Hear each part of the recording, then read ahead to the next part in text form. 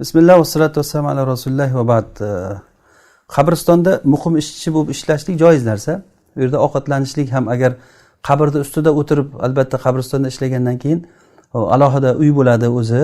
Meni bilishimcha qabristonda ishlagan odam qabrlarda ustilarida o'tirib ovqat yemaydi yo ustida namoz o'qimaydi. Ya'ni qabrlarda ustida namoz o'qishlikdan qaytarilgan. Lekin qabristonda bir chekka joydagi agar bir hujrasini aytadigan bo'lsa, u yerda muqim bo'lib ishlagandan keyin albatta yerda sharoiti bo'ladi. Kiyimlarini qo'yadigan, narsalarni qo'yadigan bir uy bo'ladi. O'shani qabriston deb aytayotgan bo'lsa, u qabristonni chetidagi bir uy u. Qabriston chetidagi uy. Masalan, Rasululloh sollallohu alayhi vasallam vafot etganlarida Oysha onamizni uyiga ko'milganlar. Rasululloh sollallohu alayhi vasallam Oysha onamizni uyiga ko'milgan holatlarda Oysha onamiz keyin Abu Bakr roziyallohu anhu ko'milganda ham Oysha onamiz o'sha uyda yashab turganlar. Demak, ma'lumki o'sha yerda ovqat yeganlar, o'sha yerda namoz o'qiganlar.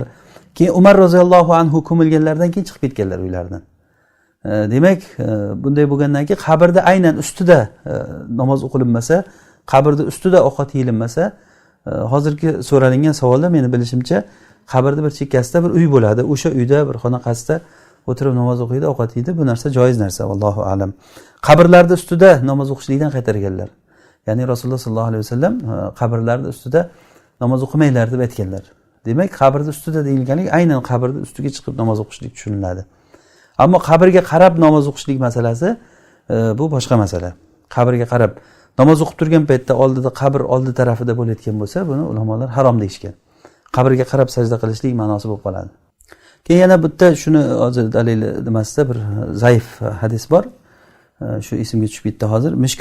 Mishkatul Masabihda aytilgan haligi bir sahobiy safar qilib ketish paytlarida kechqurun bir joyda dam oladilar. O'sha dam olgan joyida keyin o'sha yerda dam olib turib keyin bir kishini Qur'on o'qiganligini